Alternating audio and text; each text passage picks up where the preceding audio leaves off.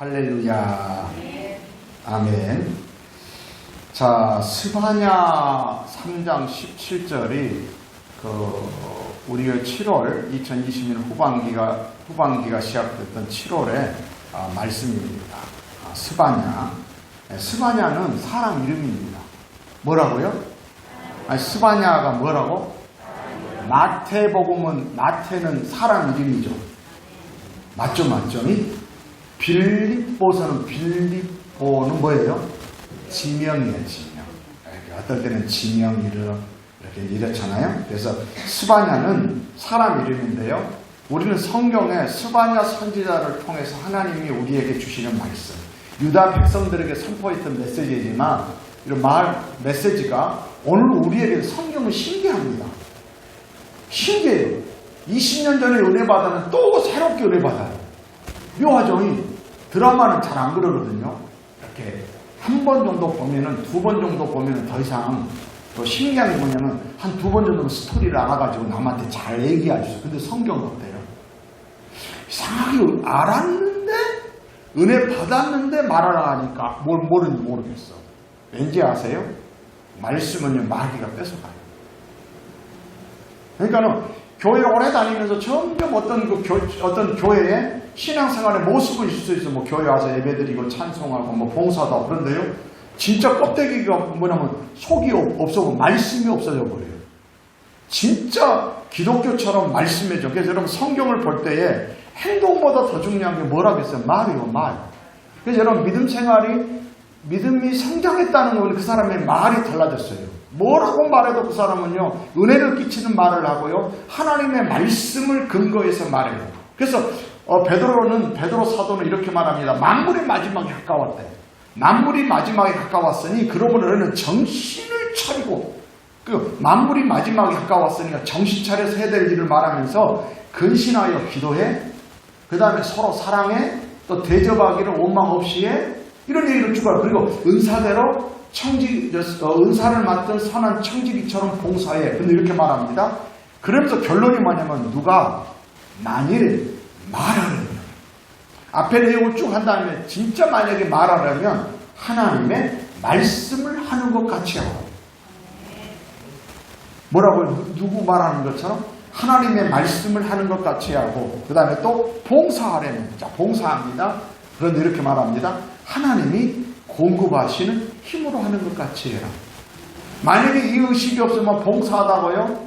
어떤 들이 오냐면 내가 다시는 한가 이럴 수도 있어요.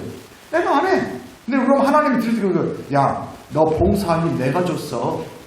여러분, 하나님이 공급하시는 힘으로 늘 봉사하는 삶을 살기를 원합니까? 아멘? 근데 여러분, 힘도요, 하나님이 주신 거예요. 우리가 예배를 드릴 수 있는 것도요, 여러분들이 마음 먹어서 왔지만 사실은 그 마음마저도 하나님이 은혜인 거예요. 이게 요즘 저는 그게 막 신기해요. 어떤 모든 일이 보면 하나님이 저런 마음 주셔서 감사해요. 그리고 다른 이들을 위해 기도할 때요, 하나님 긍휼히 여기시고 은혜 베풀어 주세요. 그럼 어떤 마음이 생기고 어떤 생각이 드는 거예요. 그러면요, 내가 어떻게 해달라고 한 것보다 훨씬 더 빨리 어떤 일들이 변화가 일어나는 거예요. 경험해요. 할렐루야. 여러분, 스바냐는요, 이스라엘 스바냐는 선지자라고 그랬어요. 그런데 유다가 정말 시간이 지나면 더 하나님을 잘 믿는 게 아니라 점점 타락하는 거예요. 어쩌면 여러분, 우리도 마찬가지예요. 목사님이 신앙생활 오래 하면 믿음이 좋아지는 건 없어요. 더 어떤 경우는 완고해질 수 있고 타락할 수도 있고요. 모양은 여전히 목사일 수 있지만 속은 안 바뀔 수 있어요. 그런데 하나님의 은혜가 뭐냐면 늘 저는 한 4, 5년 전부터 마음에 대한 생각이 있어요. 내가 이런다 하면 우리 권사님들을 축복합니다. 하나님 우리 권사님 주 이름으로 축복합니다 하잖아요. 그러면 주님이 뒤에서 그래요. 너 진짜 축복하니?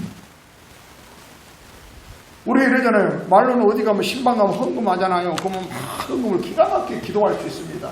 하나님 막 하면서 목소리도 구성지게 막 아들, 딸 축복해 주시고. 근데 뒤에서 뭐라고 하냐면 하나님 그러면 너 그거 진짜야? 다시 말하면 진짜 네 마음 있어 거기에?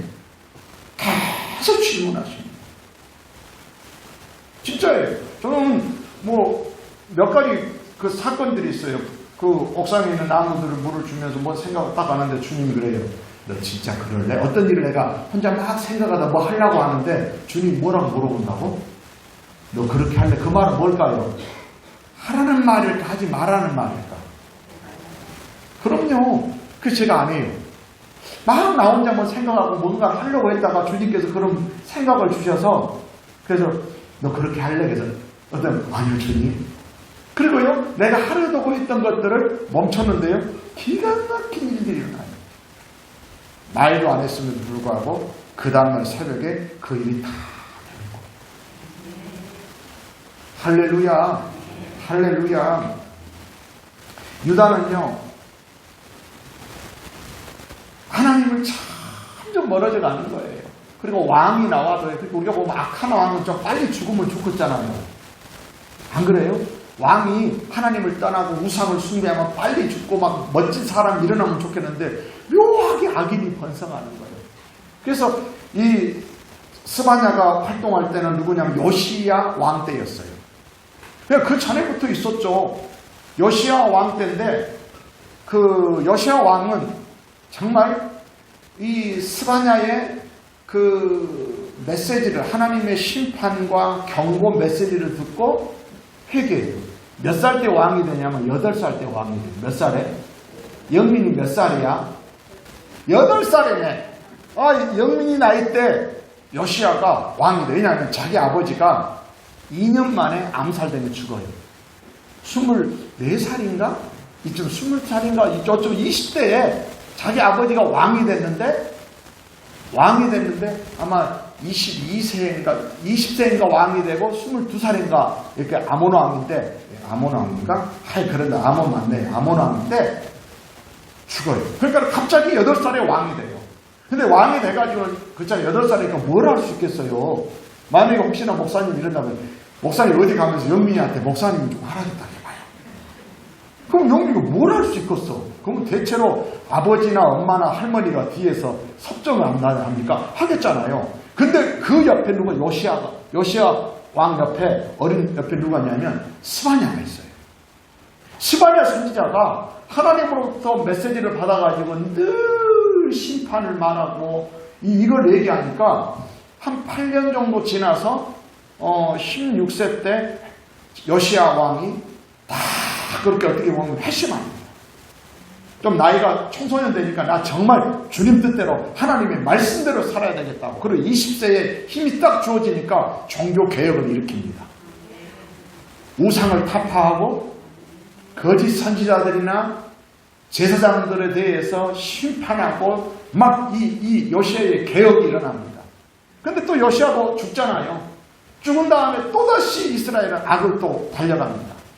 여러분 요시야의 할아버지가 누구냐면은 그 이스라엘의 악한 왕 중에 더군다나 왕 중에 으뜸간 악한 왕 므낫세 왕이었어요. 악하기 그지없는 그 사람이 할아버지거든요. 므낫세가. 그리고 그의 아들 아몬은 이렇게 므낫세는 55년 동안 왕으로 있어요. 그리고 그의 아들이 왕이 돼가지고 20대에 왕이 됐는데 2년 만에 죽고 그러니까 요시야가 왕이 되는데 요시야도 초창기 때는 그러니까 60여 년 동안 그러니까 므낫세의 아버지가 누굴까요? 그러면 너무 어렵죠. 히스기야예요. 얼마나 히스기야가 또 경건한 왕입니까? 그런데요.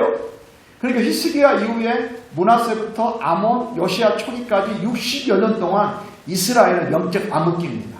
영적 암흑기는 뭐냐면 하나님이 너무너무 화가 나셔가지고 이스라엘에게 은혜를 안 베풀어요. 저는 뭐라고 그렇습니다. 하나님의 은혜가 우리 교회에 역사하지 않고 하나님의 은혜의 역사가 없다면 저는 사명이 끝났다고 봐요. 근데요, 하나님의 은혜가 얼마나 감격스러운지 몰라요. 어떤 힘든 일이 있고 어떤 일도 있지만은요, 성도들 한 사람 한 사람들에게 되어지는 일들을 보면요, 여러분 암흑 가운데서도 어두운 가운데서 별이 빛나는 것처럼 하나님의 은혜가 은총이요 성도들 삶 속에. 그래서 여러분 생각에는 여러분만 보지 마세요. 나는 은혜가 있다 없다 아니라 얼마나 많은 사람들을 세워가시는지 놀라운 거예요. 60여 년 동안 영적 암흑기에 하나님의 메시지를 선포해요. 그랬더니 왕이었던 요시아가 한 7, 8년 후에 딱 회심하고 결심해서 종교개혁을 일으켜요. 그런데 또 지나고 나니까 어땠다고요? 요시아 왕이 죽으니까 또 이들은 죄를 지어요. 그래서 하나님은 스바냐를 통해서 그래서 이들을 심판하기로 그 심판의 메시지를 선포해요. 스바냐가 몇 장까지 있어요? 1장, 2장, 3장까지밖에 없어요. 그잖아요. 3장까지밖에 없는 아주 짤막한 장인데 1장에서는 뭘 스바냐가 선포하냐면 유다 백성에 대한 하나님의 심판을 메시지를 선포해요. 하나님이 참다 못하여 아무리 사랑해도 매를 드신다는 거예요. 여러분 남의 자식에게 매듭니까? 우리 영민이는 매 안 맞아봤어? 생각이 별로 맞은 적이 별로 없나 봐. 예. 목사님 아이들을 키울 때 매를 때렸어요. 말 안 들으면 맞아야 돼요. 다혜가 웃고 있어요.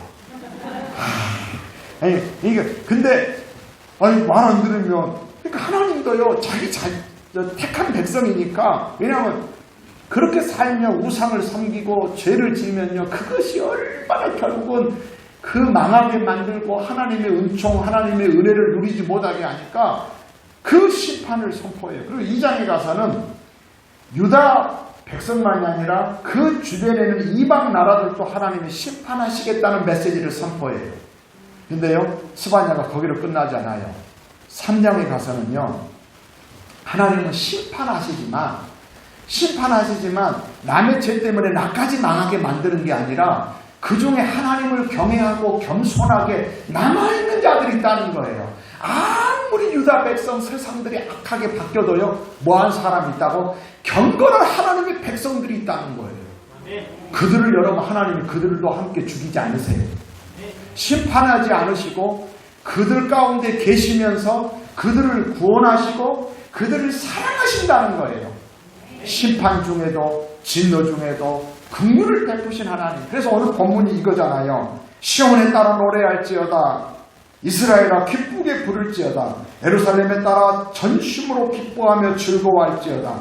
여호와가 내 형벌을 제거하였고. 형벌을 받아야 되는데 하나님이 그 형벌을 제거하였고 또요 내 원수를 쫓아냈으며. 여러분 유대인들은요 그게 강했어요. 내가 대적을 쫓아내는 것이. 그래서 유대인들은 강한 민족이 아니었어요. 여러분 그들이 강성했으면 자기들의 힘과 군사력으로 자기들의 재주로 대적들을 몰아낼 건데 언제나 그들은 약했어요. 지금도 여러분 그 후손들이 세계 나라의 어느 나라입니까? 이스라엘이라는 민족이에요. 이스라엘. 지금도 그들의 후손들이 있잖아. 이스라엘. 그들은 이스라엘 여러분 무슨 뭐 러시아, 미국, 중국처럼 땅덩어리가 큽니까? 인구가 많습니까?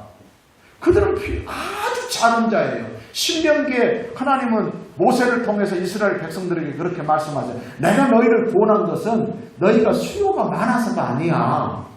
너희는 모든 민족 중에 지극히 작아. 그런데 하나님이 그 백성을 구원하시고 택하신 이유는 뭐냐면요. 전능하신 하나님을 의지해서 대적을 몰아내는 거예요. 그러니까 여러분 우리도 마찬가지예요. 우리 어떨 때는 내가 더 가난하고 내가 뭔가를 못할 때는 더 훨씬 더 하나님을 의지해요. 근데 내가 뭔가 되어질 때 이럴 때 조심해야 돼요. 하나님을 의지하지 못하고요. 오히려 하나님을 의지하는 것보다 하나님이 주셨던 그 축복들이나 하나님이 주셨던 그 재능들, 하나님이 주신 것을 바라보고 의지하기 시작하고요. 그걸 잃을까봐 벌벌하면요. 하나님이 노여워하세요. 그러면 하나님의 은총이 딱 떠나요. 그래서 은혜가 별로 없어져요. 그래서 다시 우리는 겸손하게 하나님 앞에 엎드리는 거죠. 스바냐는요. 그런 상황 속에서 그렇게 선포하는 거예요. 여호와가 내 형벌을 제거하였고 내 원수를 쫓아냈으며 이스라엘 왕 여호와가. 이스라엘 백성들은요. 자기를 다스리고 있는 그 왕 므낫세부터 이런 왕들이 아몬 왕 얼마나 악하기 그졌는데 스바냐는 뭐라고 선포하냐면 그들이 여러분의 눈으로 보고 있는 그 악한 왕이 여러분의 왕으로 끝나는 게 아니라 이스라엘의 왕 하나님이 계신다. 저는 신앙생활할 때 이게 굉장한 중요한 개념이에요. 우리가 두 손 들고 찬양합니다. 다시 오실 왕 주 예수께. 오직 주만이 나를 다스리네. 저도 노력해보고 다짐해봐도 안 돼요. 그런데 주님 그분이 왕으로 오셔서 다스리시는 거예요. 스바냐는 그렇게 선포하는 거예요. 그리고 이스라엘 왕 여호와가 너희 가운데 계시니 내가 다시는 화를 당할까 두려워하지 아니할 것이라. 그날에 사람의 예루살렘에 이르기를 두려워하지 말라. 시온아 내 손을 늘어뜨리지 말라. 그리고 너희 하나님 여호와가 너희 가운데 계시니 그는 구원을 베푸실 전능자시라. 그가 너로 말미암아 기쁨을 이기지 못하시며 너를 잠잠히 사랑하시며 이렇게 그러면서 너를 인해서 기뻐하시고 즐거이 부르며 이렇게 선포하고 있는 거예요. 아무리 사람들이 절망 가운데, 이건 누구를 향해서 하냐면 죄악 가운데 있는 사람을 향해서 하는 게 아니라 믿음 가운데 경건하게, 아무리 세상에 믿는 사람이 없어 보여도요 경건한 하나님의 사람들이 있어요. 언제나 모든 세대 가운데. 그리고 하나님은 그들을 찾으시고요 그들에게 능력을 줘. 나는 그래서 우리 교회도 그렇게 늘 그런 느낌을 주세요. 하나님의 사람을 찾고 있구나. 우리 교회를 예전에는 경제적인 어떤 부분을 섬길 자를 찾았지만 지금은 영적으로 정말 하나님께 겸손하게, 그리고 전능하신 하나님을 의지하고 하나님의 귀한 능력을 경험하는 그런 사람들, 그런 사람들을 찾고 계시고, 그래서 여러분 이때에 하나님의 손에 붙잡혀서 귀하게 쓰임받는 우리 합평 가족들 되시기를 주의 이름으로 축복합니다. 스바냐는 이렇게 선포합니다. 우리 가운데 계신 하나님은 그의 백성들을 다시 모을 것이며 이방 나라들을 벌하실 것이고 유다를 자기 땅으로 회복시키실 것이라고 선포하고 있습니다. 죄악이 가득한 세상 속에서도 하나님은 자기 백성들을 보호하시고 회복시키실 것이라고 선포하고 있는 것입니다.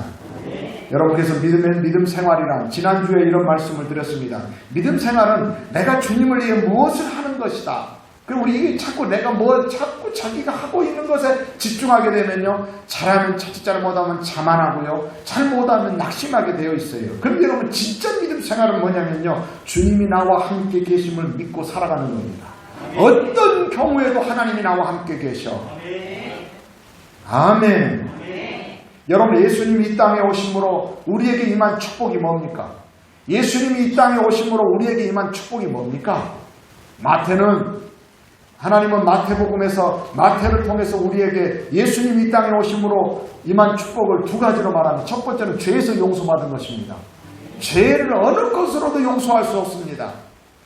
어떤 것으로 그 죄값을, 여러분 조상적부터 내려오는 그 죄값을 해결할 그 어떤 것도 없습니다. 헌금을 많이 들으면 없어지는 게 아닙니다. 교회를 오래 다닌다고 없어지는 게 아닙니다. 내가 충성하면 그게 없어진 것이 아닙니다.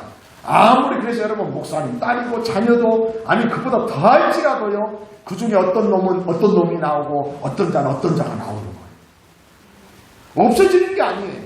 그런데 예수 그리스도를 믿음으로 말미암아 죄에서 우리가 용서함 받은 거죠. 죄사함을 얻는 겁니다.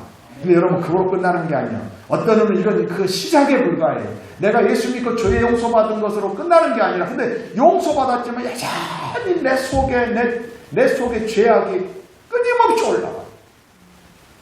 그런다고 절망하지 않죠. 로마서 7장에서 사도 바울은 너무너무 괴로워하잖아요.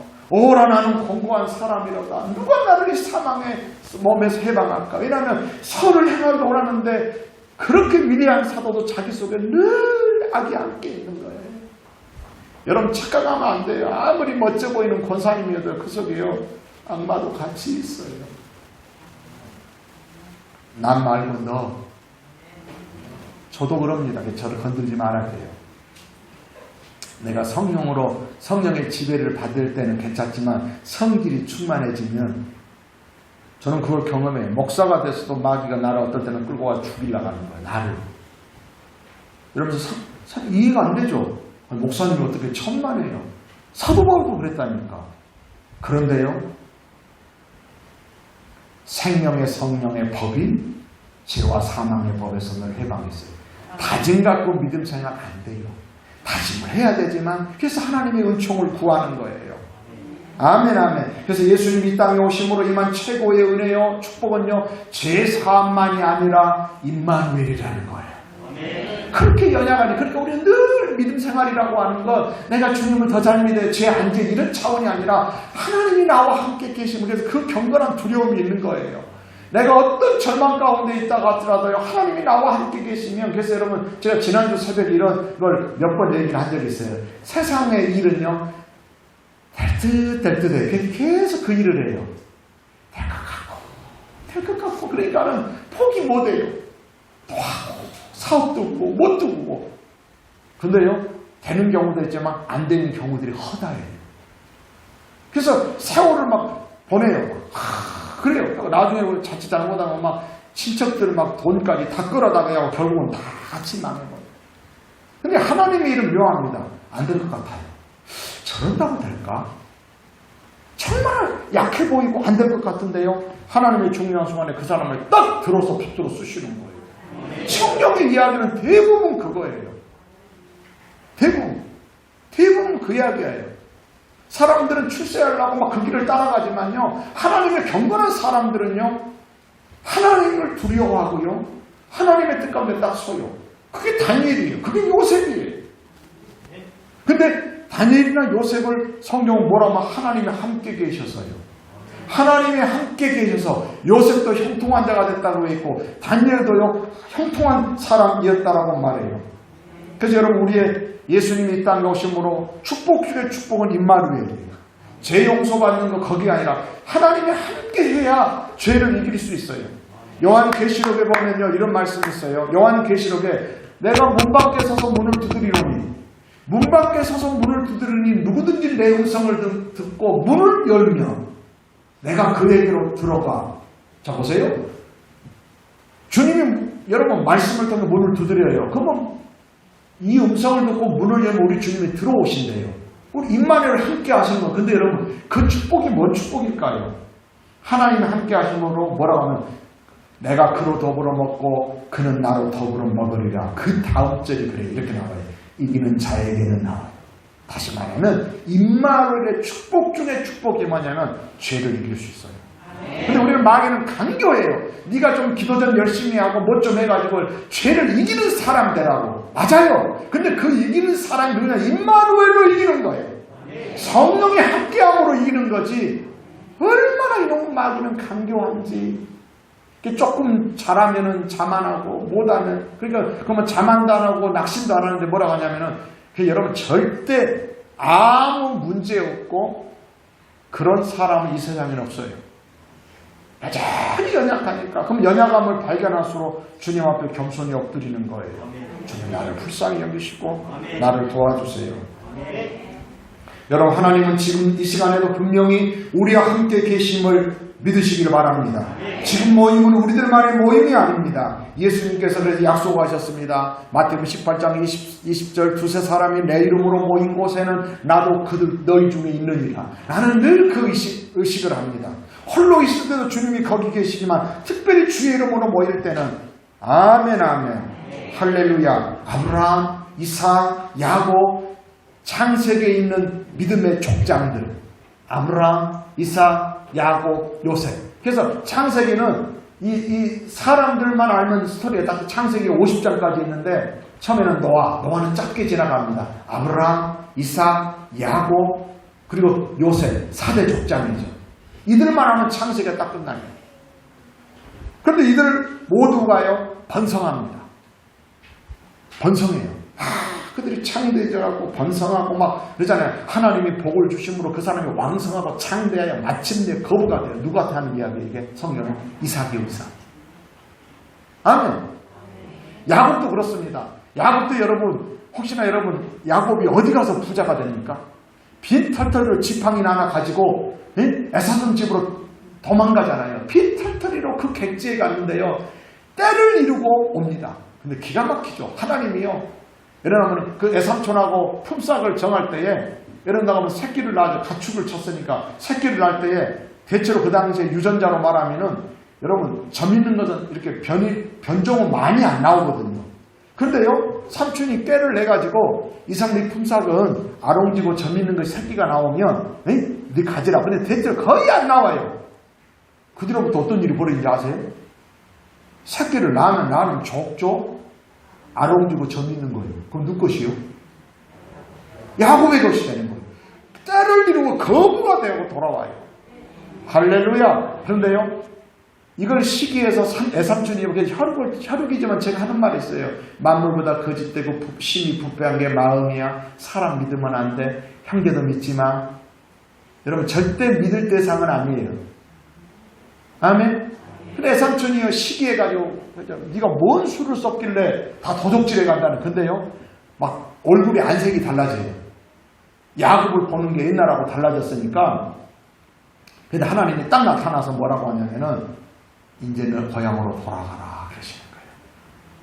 근데 야곱의 고백이 뭔지 아십니까? 자기 이렇게 부인하고 자녀들한테 뭐라고 하냐면은 하나님이 나를 보호해 주셔서 애삼촌이 나를 해하지 못하셨다. 할렐루야. 그런데 여러분, 우리와 함께 하시는 하나님은 어떤 분이신지 스바냐는 오늘 이렇게 말해요. 너희 가운데 계신 너희 하나님 여호와가 너희 가운데 계신다는 거예요. 함께 계셔서 형통하고 번성했는데 그 하나님이 어떤 하나님이냐고 오늘 설교의 결론이에요. 그 하나님 어떤 하나님이요? 따라서 합시다. 그는 구원을 베푸신 전능자시라. 여러분 혹시나 우리는 하나님을 믿으면서요, 하나님을 여러분 어떤 하나님을 믿고 있습니까? 아까처럼 믿음 생활이 내가 하나님 앞에 계속 막 하나님 성가셔, 날 더운데 교회로 오라고, 응? 꼭 그래서 내가 할 수 없이 가죠. 하나님 와가지고 하나님 내가 얼마나 바쁜지 오는지 아세요? 그럼 하나님 그래요. 야, 누가 건강 줬니? 누가 생명 줬어? 여러분 정말 요즘 저는 눈곱만 봐도 그런 게 안 나와요. 감사할 뿐이지. 다 모든 게 감사하고 안 되면요, 사람이니까 본래 그래요. 개는 그렇게 안 하지. 뭐라고? 막 이제 아이들이 커가면서 어떤 게 나오잖아요. 노아린 성도도 그러잖아요. 이제 태어난 지 13개월, 14개월도 안 됐는데 벌써 딱 지가 걸을 줄 안다고. 걸으면 얼마나 좋아요. 걸을 줄 안다고 손을 딱 잡았잖아요. 목장실에 딱 나가는 거예요. 그러면 나갈 때 애들은 뭐가 걱정되죠? 턱이 있으면 바로 자빠져요. 그래서 근처에 잡아줬더니 세상에 손을 뻥뻥 치고 성기를 낸 거예요. 음미사님이 놀래더만. 내가 교만했다고 내가 새벽에 그랬거든요. 지가 할 줄 안다고. 교만한 거예요. 우리 속에는 그게 있어. 응? 그리고요, 요즘 또 이제 뭐가 있냐면 하다가 자기가 못 하잖아요. 아니 그러면 좋게 해달라고 하면 되잖아. 너 어떻게 하냐? 뭐 새벽기도 나와서 애기를 낳았다고 착하다고? 내가 늘 그래요. 천만에. 내가 그래요. 봐라, 꼬라지 나온다 이제. 여러분 인간 이해를 그렇게 하면 돼요. 여러분 절대 사람에 대해서 놀라지 마세요. 성경은 만물보다 거짓되고 부패한 게 마음. 믿는 사람도 마찬가지. 그 속에 임마누엘 하나님이 함께 하시면 사람이 달라지고 하나님이 떠나면 쇠퇴하는 거예요. 속에 뭐가 있나요? 겉으로는 멀쩡하게 있지만 속에. 그래서 여러분 지난주에 했잖아요. 다윗은 점점 강성하고 사울은 쇠퇴했다고 했잖아요. 그 차이가 뭐라고 했어요? 하나님이 함께해요. 근데 그 하나님 어떤 하나님? 전능한 하나님이에요. 99세의 아브라함에게 하나님이 나타나셨습니다. 먼저 나타난 75세에 나타나. 그러니까 24년 후에 75세의 하나님이 아브라함을 부르십니다. 그래서 아브라함이 따라갑니다. 하나님의 말씀을 쫓아갔다고 창세기 12장 4절에 아브라함이 여호와의 말씀을 쫓아가고 있습니다. 쫓아가면서 하나님을 경험합니다. 부욕게 됩니다. 애굽 왕으로부터 보호해 줍니다. 자기 부인이 이쁘니까 막 이런 게 있었는데 세상에 아브라함이 75세면 사람은 몇 살이었어? 65세였잖아요. 그때는 미모가 괜찮았나. 그래가지고 그 낯선 곳에 가서 부인을 자기 누이라고 막 속이고 이런 게 나오잖아요. 막 이런 식으로. 근데 하나님이 보호해줘요. 그 하나님이 또 부욕해 하고, 그러니까는 보호하면서 오히려 막 이렇게 그 아내를 뺏어가려다가 그 왕이 막 그냥 더 재산을 막 주면서 막 가져가라고 합니다. 막 하나님이 꿈에 나타나서 뭐라고 했거든요. 한 요즘도 좀 그렇게 하면 참 좋을 것 같아. 막. 하나님 주여 역사에 주시옵소서. 이낙연 집사님은 꿈에 목사님 나타나서 오늘 교회 오셨어요. 할렐루야. 하나님 또 이렇게 접어져 있는 사람들 가서 모가지 밟으시고. 지금은요, 그런 시대가 아니에요. 성령께서 우리에게 주시는 말씀대로. 아멘, 아멘. 그런데요, 24년이 지나도 하나님의 약속은 후세를 안 주는 거예요. 그러다 보니까는 뭐 이런 일이 벌어지잖아요. 기르고 있는 자기 집의 종 엘리에셀이 하나님의 약속 후사가 될 것이다. 근데 하나님이 아니다.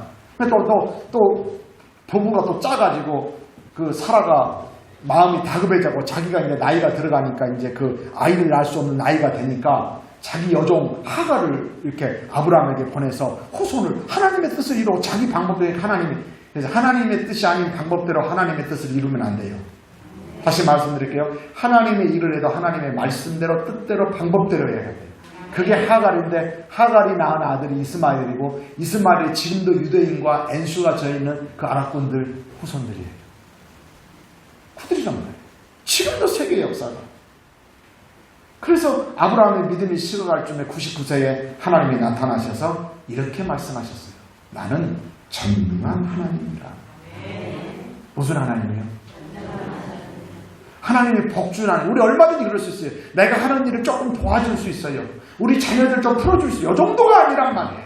병을 고쳐줄 수 있어요. 이 정도가 아니란 말이에요. 전능한 하나님이란 말이에요. 여러분, 전능이 뭐예요? 모든 것이 가능해요. 여러분, 이 세상에 전능이라는 단어는 오직 하나님밖에 없습니다. 전능한 하나님이라는 거예요. 근데 아브라함이요, 이 하나님을 믿습니다.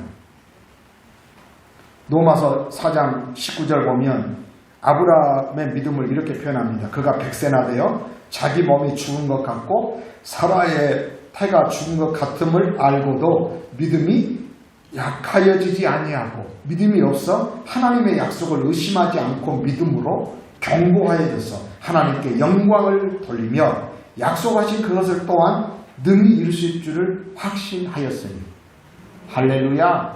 전능한 하나님이라고 하니까 아브라함은 또 이렇게 믿어가는 거예요. 상황과 사건을 보면 자기를 보면 도저히 안 되는데 전능한 하나님을 바라보니까 아멘 하면 돼요. 우리는 많은 경우 아멘을 놓고 내가 할 것 찾아요. 많은 경우 할 것 찾아요. 아니요, 아멘 하면 하나님이 할 방법도 주고요. 어떻게 이미 여러분 경수가 끝났고 이미 끝났는데 어떻게 해요? 그럼 할아버지랑 뭐 더 관계를 더 노력해야 나아요? 아니요. 하나님이요. 전능한 하나님이라. 근데 여러분, 그래도 아들을 낳았습니다. 몇 세예요? 100살. 할렐루야. 그리고 그 이삭이 잘 자라가지고 이제는 이삭이 또 아들을 낳습니다. 그게 누굽니까? 에서와 야곱이에요. 그래서 아까 말씀드렸던 야곱을 이제는 형 에서와 그 나중에 이삭이 눈이 어두워가지고 이럴 때 축복을 야곱이 막 뺏었다고 나오잖아요. 막 사모하고 너무너무 사모한 나머지. 근데 하나님은요, 뺏었다고 표현하지 않아요. 여러분, 천국은 침노하는 자의 것이에요. 있는 자는 받아 풍성해요. 나 없으니까 나 좀 나눠주세요. 천만에요. 하나님의 나라는 그렇지 않습니다. 없는 자요, 기가 막혀요. 저 사람한테 은혜 받았으면 좋겠다. 근데 절대 그렇지 않습니다. 있는 자는 더 은혜 받고요. 그래서 야곱은요, 딱 하나예요. 영적 그 축복을 무지하게 사모해요. 어떤 게라도 받고 싶어요. 여러분, 그런 우리 한평가족 되시기를 주의 이름으로 축복합니다. 하나님이 그 전능하신 하나님의 축복이요. 그래가지고 이삭이요, 이제는 두 아들을 낳았는데 야곱은 그런 마음이 있었고요. 근데 이 형이 나중에 그 동생을 미워하고 시기하고 이제 아버지가 나이가 들어서 늙어가시니까 돌아가시면 속으로 이렇게 앙심을 품었어요. 너 이놈, 아버지가 계시니까 내가 이렇게 참고 있지, 아버지만 돌아가셔봐. 야곱을 봐본다는 거예요. 뭐 한다고? 형이 동생을 봐본대. 근데 당시에 봐본다 정도는 죽인다는 거예요. 이걸 엄마가 들으니까 어떻게 자식들을 그러겠어요. 그러니까 어떻게 하냐면 불러가지고 이제는 외삼촌 집으로 보내는 거예요. 그게 라반 집이에요. 근데 이삭이 야곱을 보낼 때 하는 말을 보면 알아요. 여러분, 자식을 어디 객지에 보낼 때 뭐라고 말합니까? 이러잖아요. 돈 얼마 있어? 집은 얻었어? 무엇은 어떻게 할래? 그렇게 말 안 해요, 이삭이. 왜냐하면 자기는 전능하신 하나님으로 말미암아 이 땅에 태어났잖아요. 불가능한 거기서 이래요. 이삭이 아들 야곱을 객지로 보내면서 창세기 28장 1절 보면 이렇습니다. 이삭이 야곱을 불러 그에게 축복하고. 자, 축복이 뭘까요? 축복이 뭘까? 뭐라고 축복에 대해 3절 나옵니다. 전능하신 하나님이 내게 복을 주고. 여러분 할렐루야. 뭐라고 해요? 전능하신 하나님이 너에게 복을 주. 아멘 아멘. 그래서 야곱은 아까 얘기했던 것처럼 하나님이 복을 주심으로 말미암아 이제는 홀로 이제 종과 함께 에사들 집으로 가다가 밤이 되어서 그 유명하잖아요. 창세기 28장. 들에서 돌을 베개하고 잠을 잡니다. 근데요, 얼마나 두렵고 무서웠겠어요. 정말. 왜냐하면 야곱은 성품이 늘 엄마 치맛자랑 옆에 있었던 아주 그 유순하고 그 유약한 아들이었단 말이에요. 에서에 비해서는. 그런데요, 그 아이가 이제는 홀로 그 길을 가는데 하나님이 꿈에 딱 나타나요. 잠들었는데 사닥다리가 보이고 천사가 올라갔다 내려갔다 하고 나중에는 하나님이 딱 서서 말씀하시는 거예요. 뭐라고 하나님? 나는 여호와니 너의 조부 아브라함의 하나님이요 이삭의 하나님이라. 이건 아주 기가 막혀요. 하나님은 나를 바라볼 때요, 여러분 우리 자녀를 바라볼 때 자녀 혼자만 보는 게 너의 아버지 때문에. 여러분 믿음의 부모님이 계신다고 하는 건 최고의 축복이에요. 뭐라고 해요? 그래서 저는 목사님이 목회를 하면서요, 우리 그 서울신학대학 이게 그 같이 신학과 입학했던 학생들이 신학과가 130명이었어 당시에.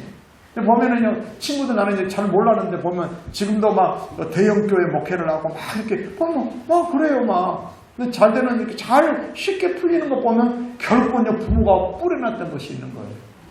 여러분 느헤미야가 뭐라고 하나님께 기도합니까? 느헤미야 5장 19절에 보면 뭐라고 합니까? 하나님이여 내가 했던 것을 기억하시고 내가 행한 일을 기억하사 내게 은혜를 베풀어 주십시오. 할렐루야. 그래서 저는요, 저희 부모님들은 믿음 생활을 했지만 막 많은 거 심거나 이런 것이 아니었기 때문에요, 저희들이 사모님과 늘 하는 말이 있어요. 여보, 우리는 제대로 믿읍시다. 하나님 제대로 믿읍시다. 왜냐면은요, 우리 아이들이 뭘 열심히 하고 안 하고를 떠나서요, 여전히 인간은 연약하고 부족해요. 그런단 말이에요. 그래서 우리가 하나님 앞에 믿으면 하나님께서 우리 아이들을 긍휼히 여기시고, 벌써 그러잖아요. 할인에게 하나님이 나타나면 뭐라고 하실 것 같아요? 노할인에게. 하나님이, 야, 나는 너희 할아버지 천목사의 하나님이고 너희 아버지 노승복의 하나님이야. 이렇게 할 수 있잖아요. 지금 야곱에게 뭐라고 말했다고? 너희 할아버지 아브라함의 하나님이요 너희 아버지 이삭의 하나님이야. 야곱에게. 그럼 뭐라고? 내가 너와 함께 있어. 네가 어디로 가든지 너를 지키고 너를 번성케 하고 복주겠다는 거예요.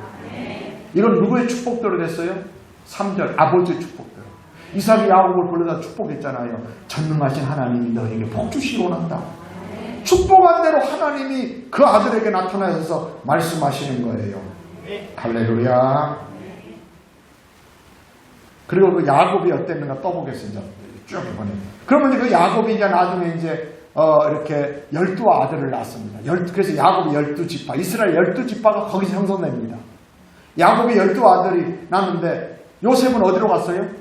노예로 팔려갔잖아요. 근데 나중에 요셉이 애굽의 총리가, 이게 창세기 이야기죠. 총리가 되어 있는데 곡식이 없으니까, 애굽에만 곡식이 있으니까 곡식을 사러 갔어요. 근데 어떤 일이 벌어졌죠? 거기에 요셉은 총리를 했는데 곡식을 사러 온 거 보니까 자기 형들이야. 자기 형들인데, 근데 자기의 그 엄마가 똑같은 베냐민 동생이 안 보이는 거예요.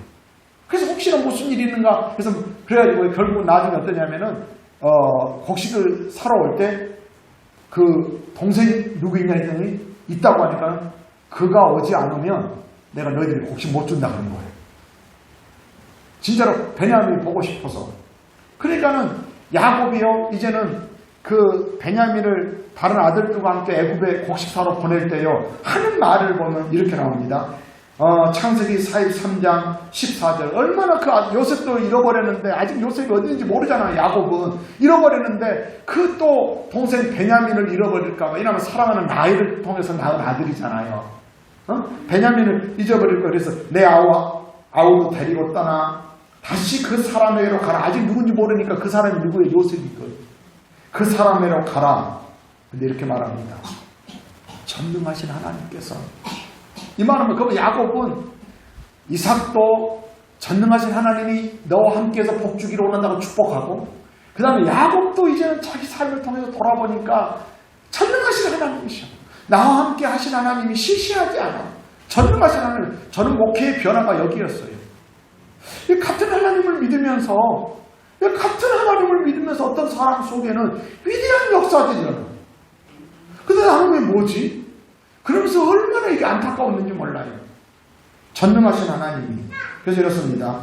그 사람에로 가라. 전능하신 하나님께서 그 사람 앞에서 너에게 은혜를 베푸사 그 사람으로 너희 다른 형제와 베냐민을 돌려보내게 하시기를 원하노라.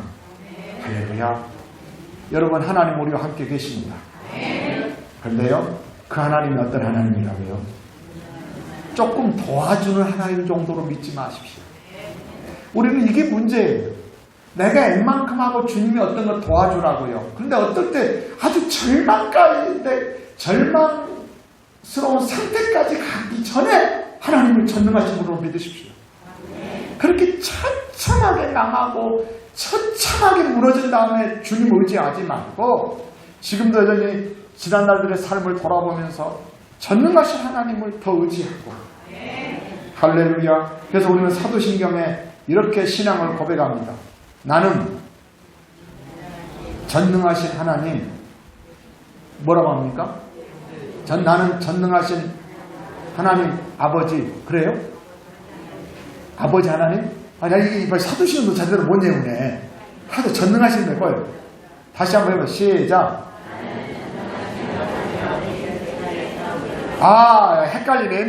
나는 전능하신 하나님 아버지 천지의 창조주. 이게 맞나요?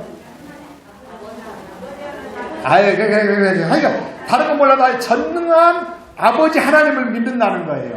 여러분, 진짜로 이 믿음이 말로만이 아니라 삶 속의 경험들. 그래서 오늘 퀴는 이거예요. 그냥 하나님 우리 가운데 계시는데 도움을 받는데 조금 뭔 일 안 되니까 도와줘. 이 정도가 아니라니까. 불가능을 가능케 하고.